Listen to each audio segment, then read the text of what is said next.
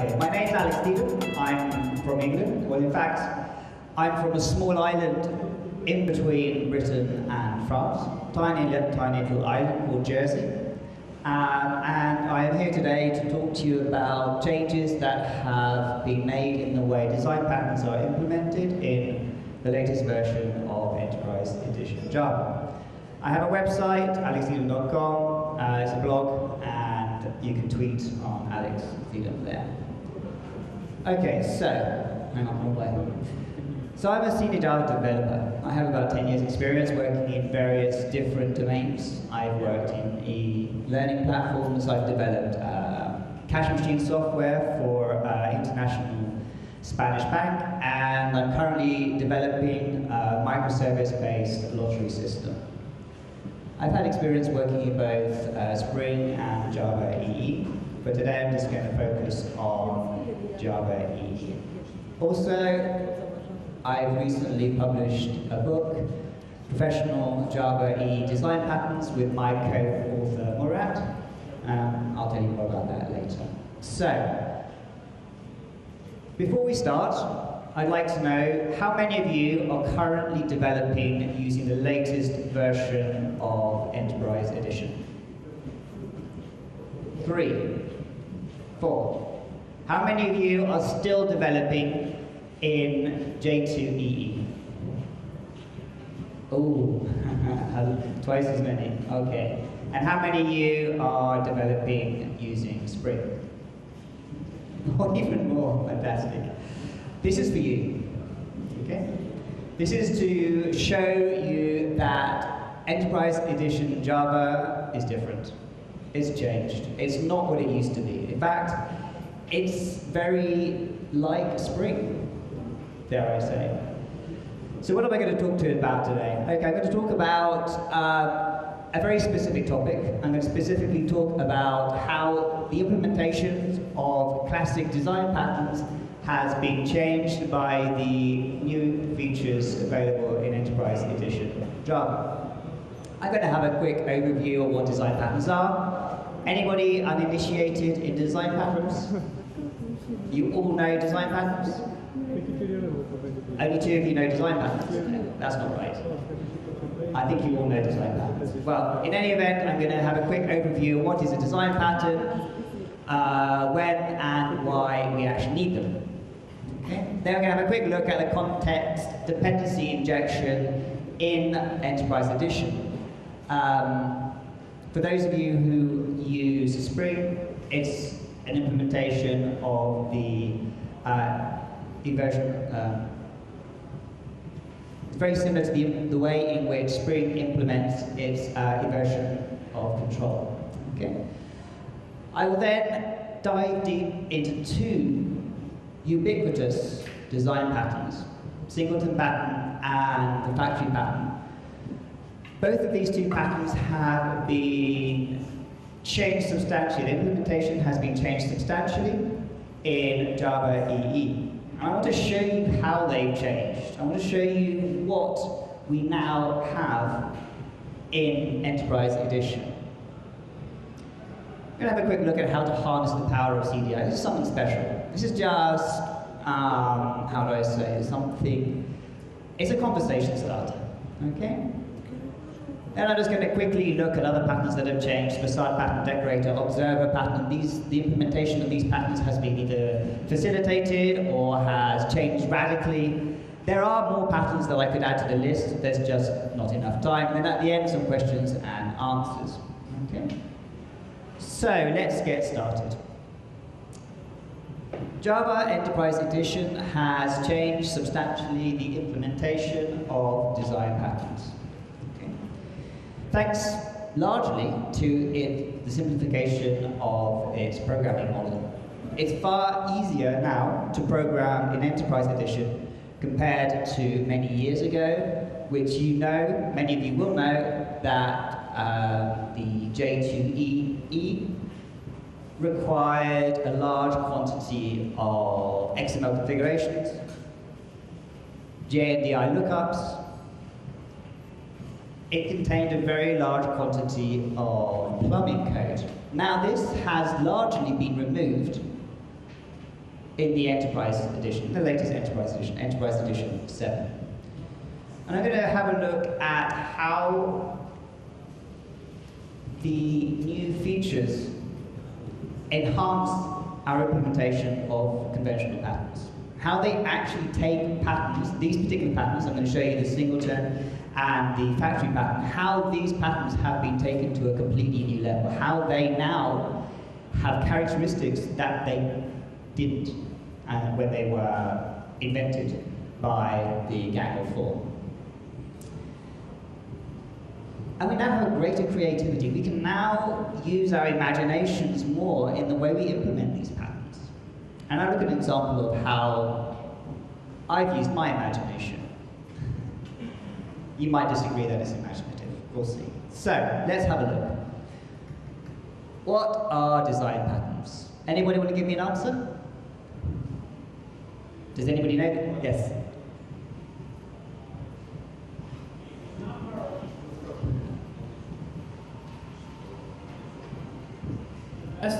The best practice of software engineering principles. Yes, basically. They are solutions to problems already solved. Yes. Exactly. Solutions to problems already solved. They are the collective wisdom of developers. They provide us with ready-made solutions to problems that we're inevitably going to find while we're programming our applications. We use them because they're efficient. There's no need to solve the same problem over and over and over again.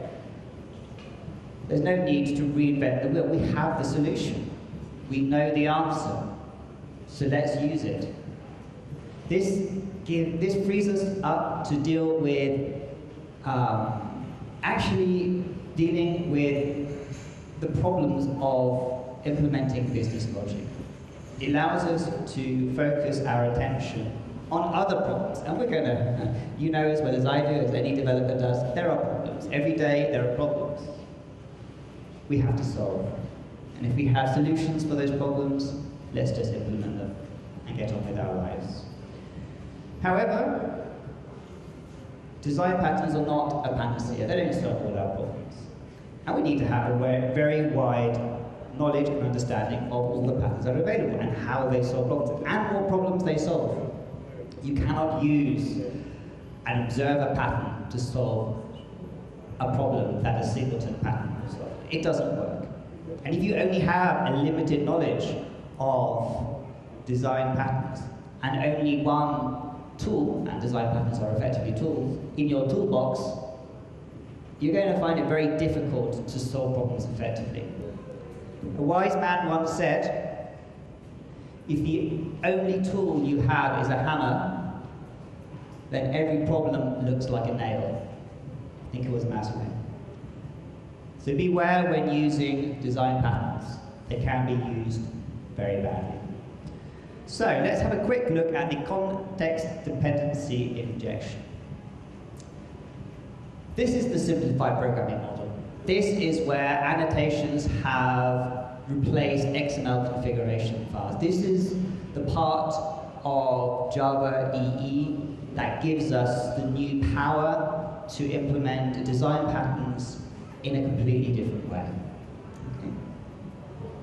Context dependency injection, CDI, is an implementation of the inversion of control design pattern. It inverts control to the container, which instantiates objects.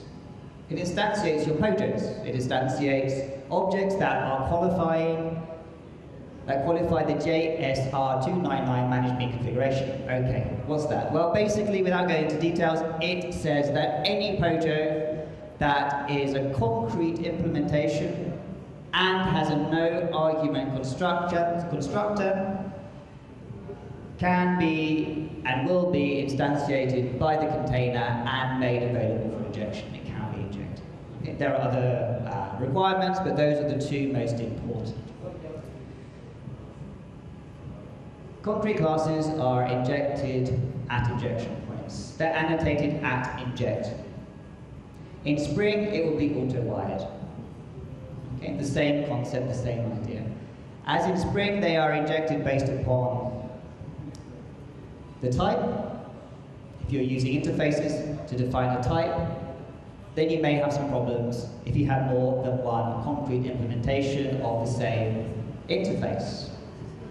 So we have an ability to annotate our concrete implementations to indicate to the container which of these implementations we want to inject. And we use something called qualifiers. We'll have a look at this later on when looking at the factory pattern.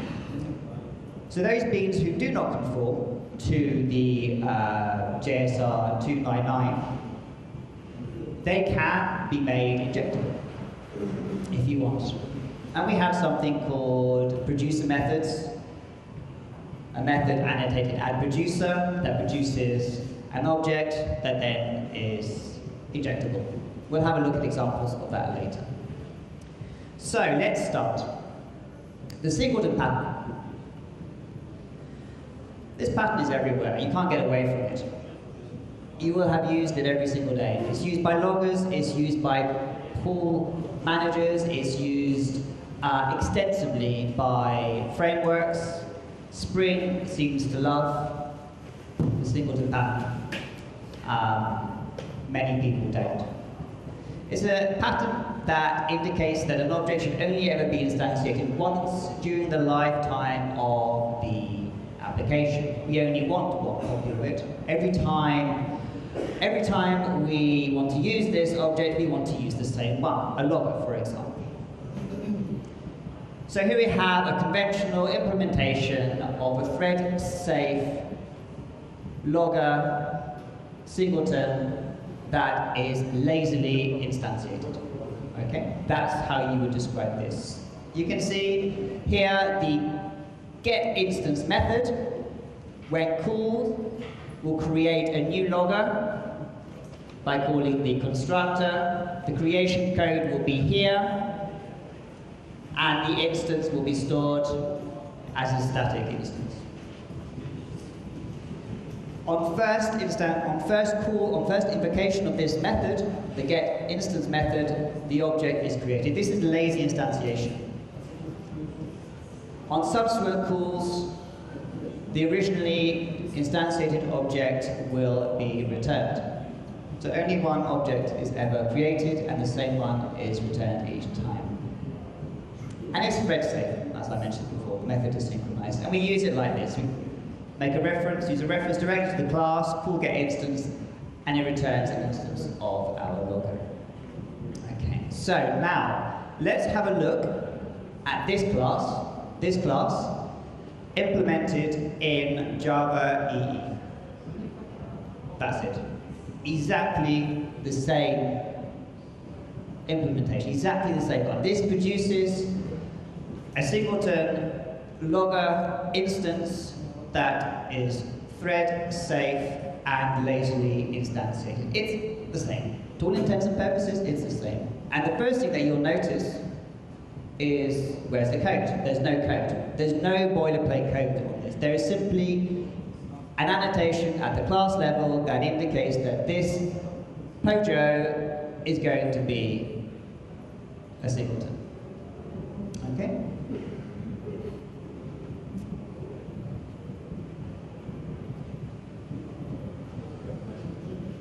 And we use it like this. We inject it at an injection point, annotated at inject, determined by the interface logger. Anywhere within our application that we have this code, this injection point, the logger instance will be injected. However, we can enhance this. We can enhance the way we use the way we implement our singleton. We can, if we wanted to, make it eagerly instantiated. We can make it instantiated at application startup. We can make it instantiated before the container responds to any client requests. Perhaps we want to do that because it needs to execute some startup tasks. Perhaps it needs to connect to a database. Perhaps it needs to obtain some information. Perhaps it needs to do some configuration before it's used. So we have two new annotations introduced, at startup and at post construct. This is how we use it. We indicate to the container that we want this class to be instantiated at startup by annotating the class at startup, and then we provide it with a startup task method. The method name can be as you wish, but we annotate it at post construct. This indicates to the constructor that this bean, to be successfully instantiated, must execute the startup task, the method annotated post construct, before any client requests are satisfied. However, what happens if our startup tasks require access to a database? It's not going to create the access itself. Something else is going to do that. Perhaps it needs access to a pool, perhaps it needs access to another object, another bean in the system. How do we ensure that that bean is available to our singleton instance when it is instantiated?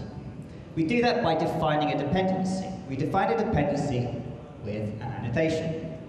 At depends on, and we specify the EJB name of the bean that this singleton, this class, depends on. So, that bean, the primary bean, must be instantiated successfully before this singleton is instantiated, because it is dependent on that bean existing. And we can put a list of beans in here that we need to have been instantiated before this singleton is created. So here we have it. We have a singleton logger bean that is thread safe, eagerly instantiated on startup, and executes some startup tasks that are dependent upon another bean. Now this is an implementation of the singleton pattern. It satisfies all the requirements of the singleton pattern. There's only one instance of this class throughout the lifetime of the application, and it's a singleton, but it doesn't look like a singleton. It doesn't look like what we're used to. It doesn't look like the classic implementation, the conventional implementation that I showed you at the beginning.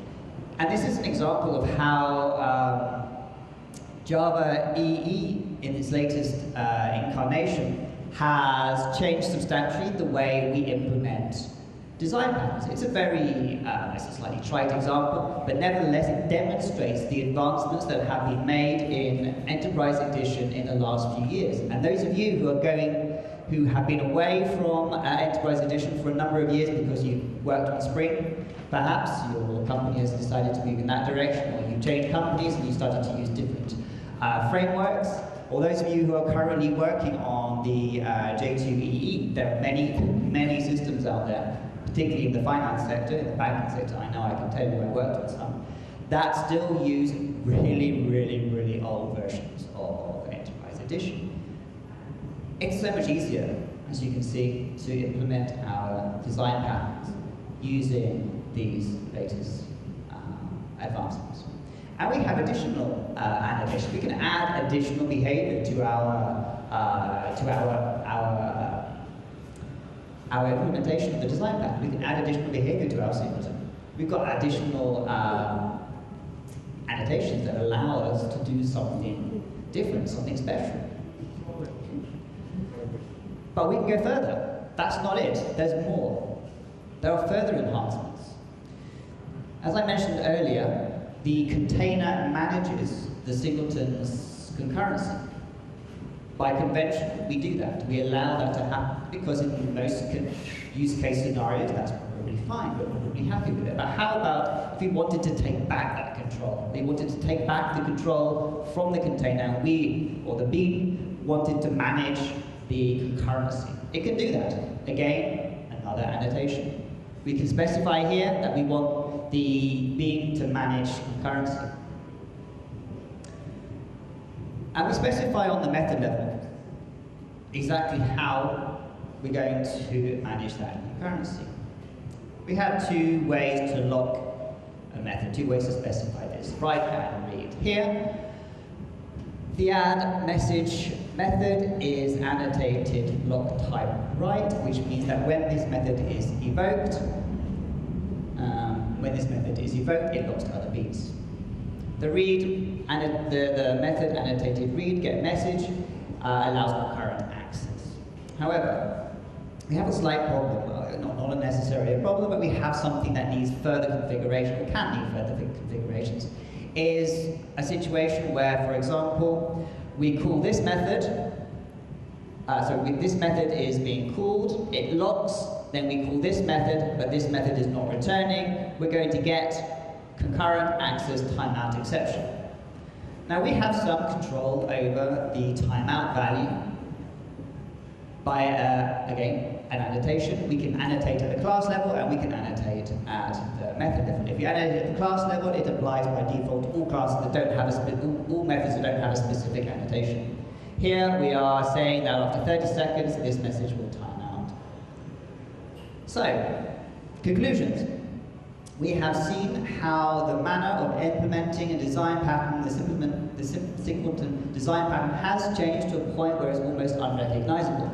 We have a marked reduction in code, about 50%, I would say, in a simple example, 100% almost reduction in code, where we're only concentrating on the object creation, and we're not concerned about synchronizing a method, we're not concerned about any other boilerplate, plumbing type code. We're only concerned about object creation. And we have been given some specialized annotations that allow us finer-grained control over the way we implement our singleton pattern. We can control its startup behavior. We can control its concurrency. We have taken what is a very simple pattern and given it a new life. Given it characteristics that it didn't have before, or characteristics that can be defined in a way that it wasn't able to be defined before. Any questions at this point? Yes?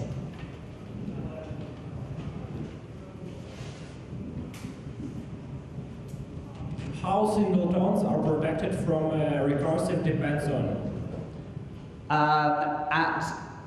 I think at compile time it verifies I won't deploy. Thank you. If I'm correct. Any further questions? Actually, it's a very good question. Sorry. I throw like a geek. Okay, so let's go and have a look at another pattern. Okay, this is the factory pattern. This is almost fell off the stage. This is another pattern that is ubiquitous. We see it everywhere. We all use this to create objects within our applications. It is a creational pattern. It's an interface for creating a family of similar objects. Now, what's important about this, and what the characteristics of this pattern is that the client that requests the object is decoupled from the creation. It doesn't know anything about the creation of the objects. It just calls a method, give me this object, give me what I'm looking for. I don't care how you create it, I don't care what you do, just give it to me. It's decoupled from the creation, and that's an important point. So conventional implementation is something like this. There should be more code, but this is a very, very simplification of it. We have an abstract, this is an abstract factory. It implements an abstract drinks machine factory interface, creates a factory, and the creational method, this method here, creates a coffee machine and returns a coffee machine. This is very, very simple creational code. It just calls new on the object. And we use it like this. Okay, we get an instance to the factory and then call the creation method. Okay. So let's have a look at this in Java EE? Well, it basically doesn't exist. The CDI framework does everything for us. The CDI framework instantiates all our objects, as I mentioned earlier today. A qualifying pojo is automatically instantiated, is available for injection, and will be injected anywhere that you can, anywhere it finds a qualifying injection point. Okay?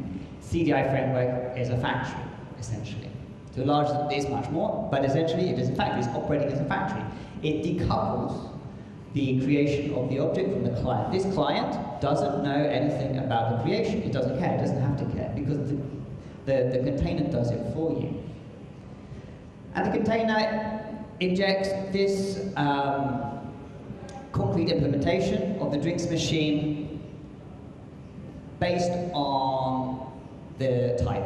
Drinks machine, this is the implementation that we're going to inject. That's what it thinks. However, problem, multiple concrete implementations. This is inevitable in every application. It's not the case that we just have one implementation of an interface. We will have multiple. And in this example, you can see we have a coffee machine that implements drinks machine. We have a soft drinks machine that implements a drinks machine. So, which one of these two instantiated objects that are waiting in the container to be injected is going to be injected? Which one is going to be injected?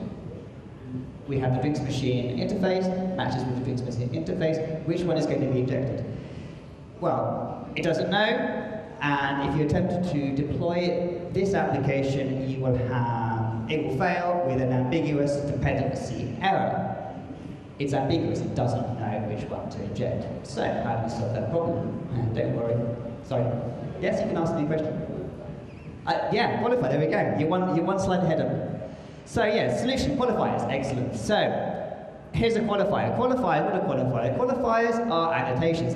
They're a way of annotating a concrete implementation of an interface to say to the container, this concrete implementation is the one I want you to inject. So here we're defining two qualifiers. Okay? Soft drink and coffee. Okay?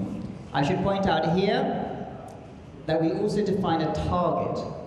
This allows us to restrict the locations within our code where we can use this annotation to mark injection points. In this case, we are saying, I only want to be able to use the soft drink qualifier on method injection and field injection.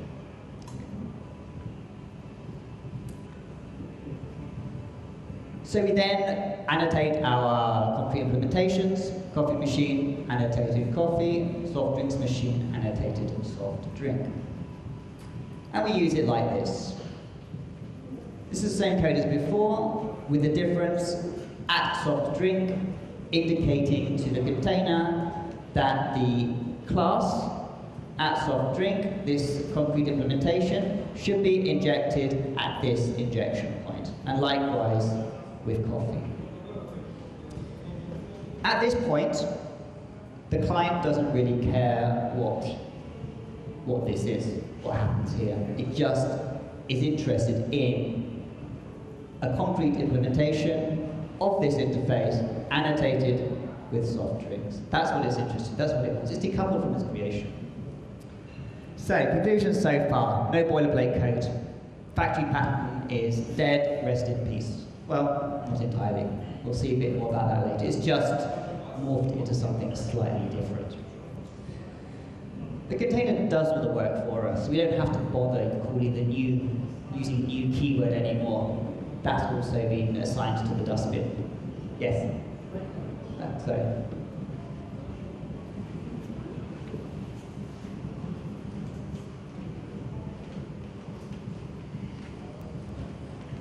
These beans will be singletons or prototypes? I'm sorry, I didn't understand the question. These beans, coffee and machine, will be singleton? No.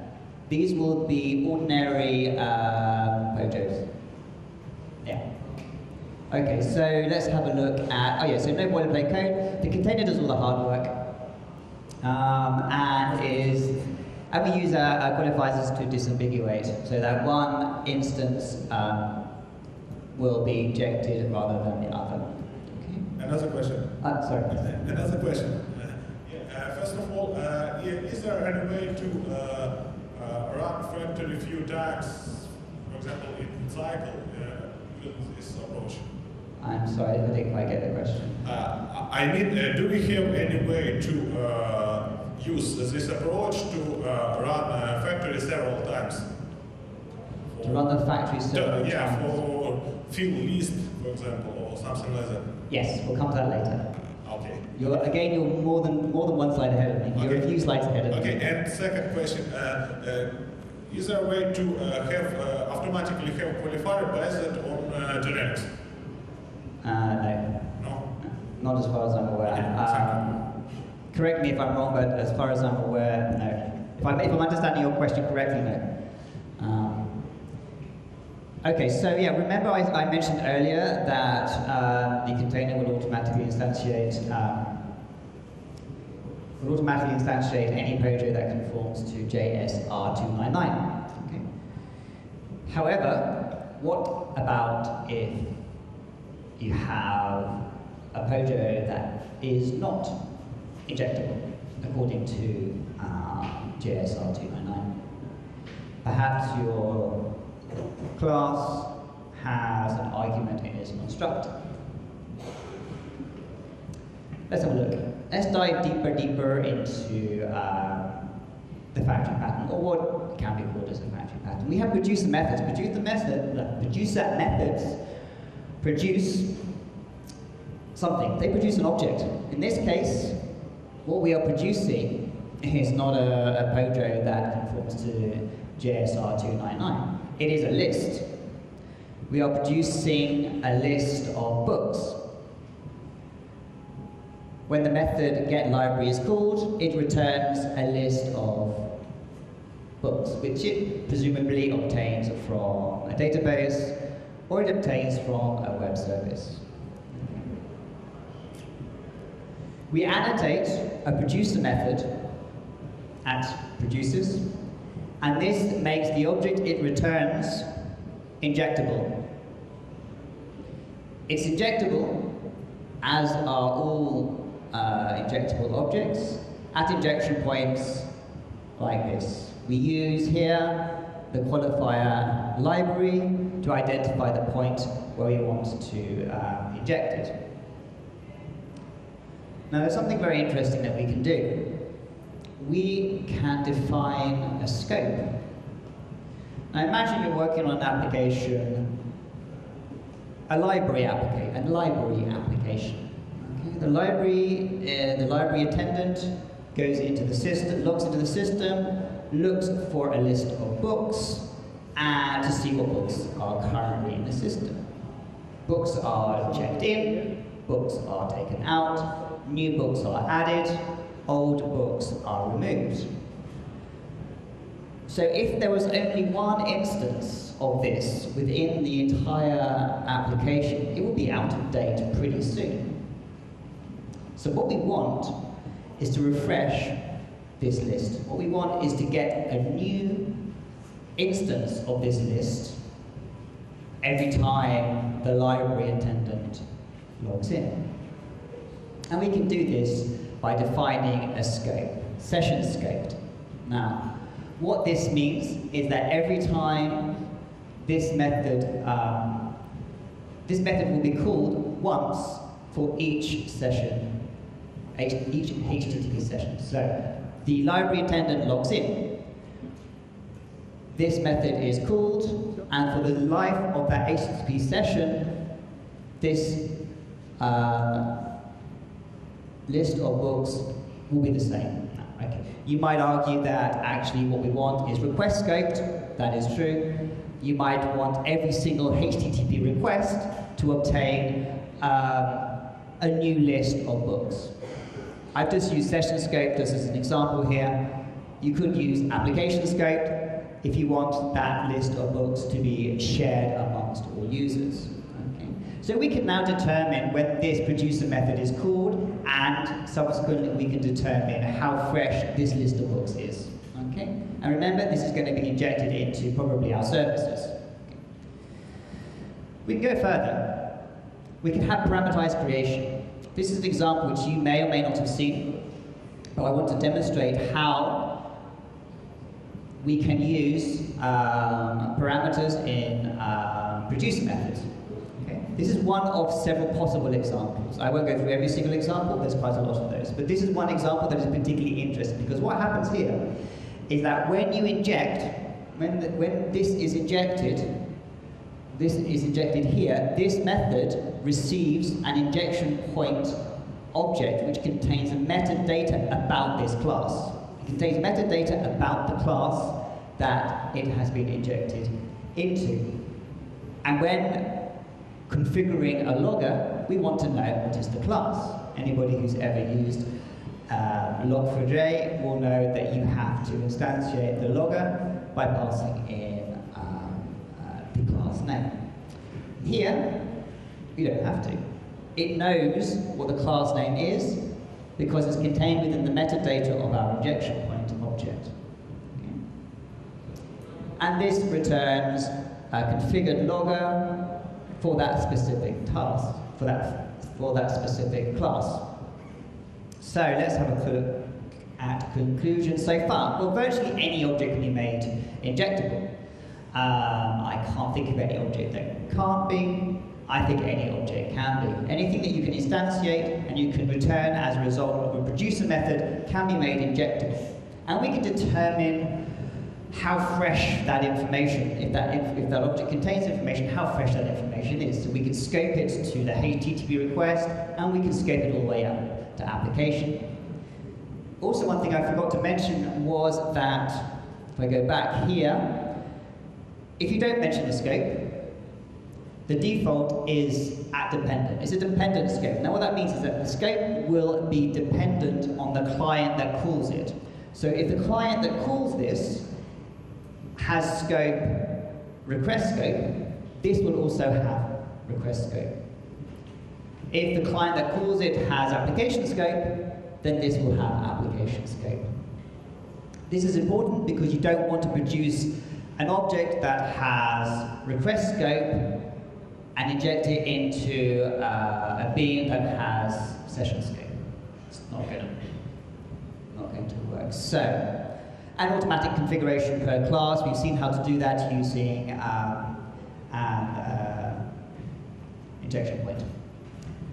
So let's have a quick look at something interesting, some ways of using the CDI, the power of the CDI that is different, that is unique, that is something that we perhaps would not have even contemplated doing before.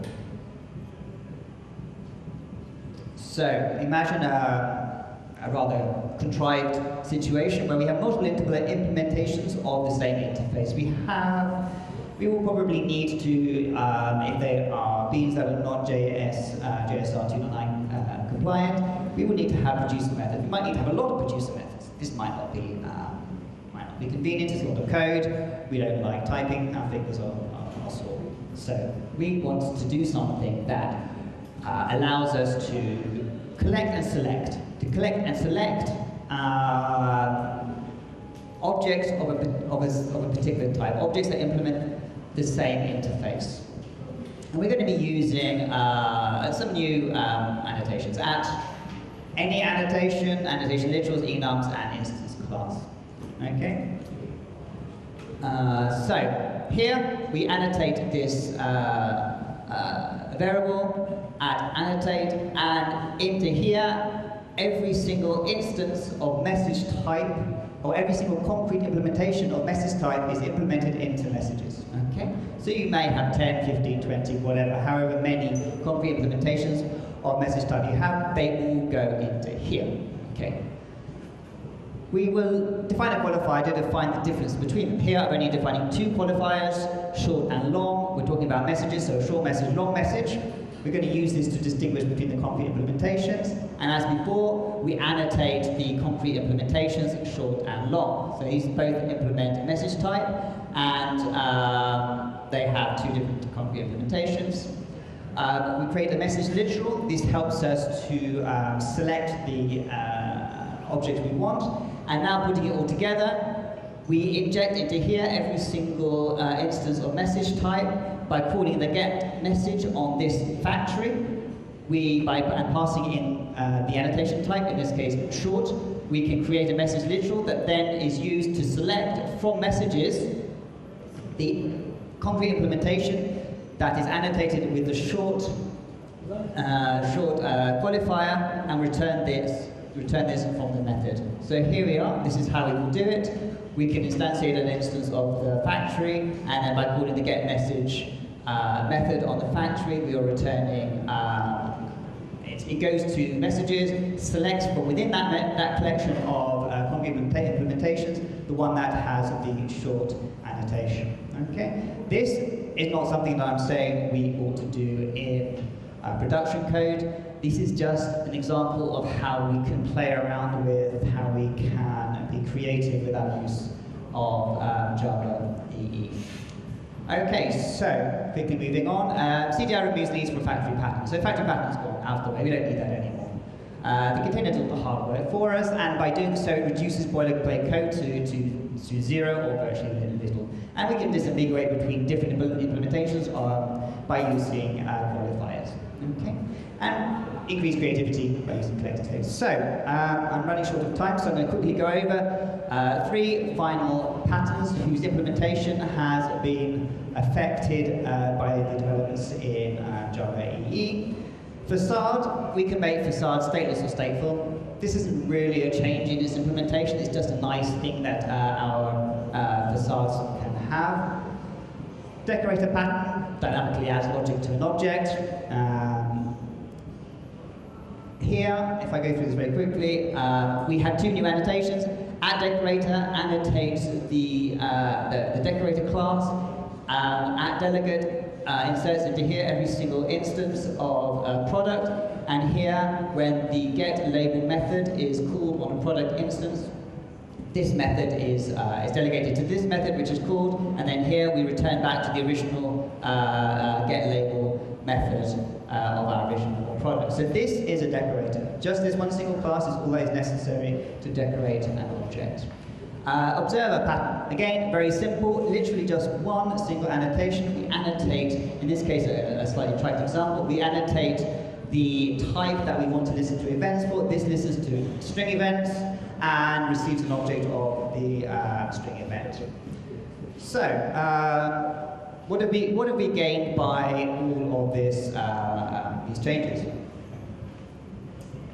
We have gained efficiency savings. We don't have to spend our time typing in boilerplate code. We don't have to spend our time repeating ourselves. Okay. And we have greater control over the behavior of our patterns. And we've added behavior, we've enhanced the way they behave, we've enhanced what they do, we've enhanced the way they can respond to us, the things they can give us. We've seen how we can produce a list of objects. And it opens doors to potentially new patterns. So your creativity is the limit on this. Oh, and there's a book. I wrote a book with my co-author, Murat Yena, on this topic. And if any of you are interested in learning more, you can do so by going to wiley.com. And with that discount code, you get a 40% discount. Questions and answers. Okay, 1 second, please. Who have a question? Це я. У мене просто ще є один одяг. Так. Coming back to the factory pattern where you mentioned the qualifier. So I was a little bit confused. I got to know interfaces and dependency injection, so you can use it to have one central place where you define what implementation to choose. So therefore you don't have any references in the, where you use the interface, but based on the dependency injection, you decide what algorithm to choose. Now, with those qualifiers, you introduce a direct reference like soft drink or coffee, targeting towards a concrete implementation. So what to do if you now want to change throughout the whole application from soft drink to coffee? If you wanted to change from soft drink to coffee, Yeah. you change the implementation. You change the concrete class. Well, you have several options. One, you go through a new factor, which perhaps is what you're leading to. But you can change the information because at this point, the client is not particularly concerned necessarily about how it's implemented. It's just concerned about getting the concrete implementation that is annotated coffee. Now, we're using the word coffee because it means something. Okay? If we decided to change the implementation of coffee, we would just change the concrete implementation of coffee. Am I answering your question, or am I missing the point here? Not really. No. We can get together later and have a chat if you want. Yeah. Yeah. After the session, we can.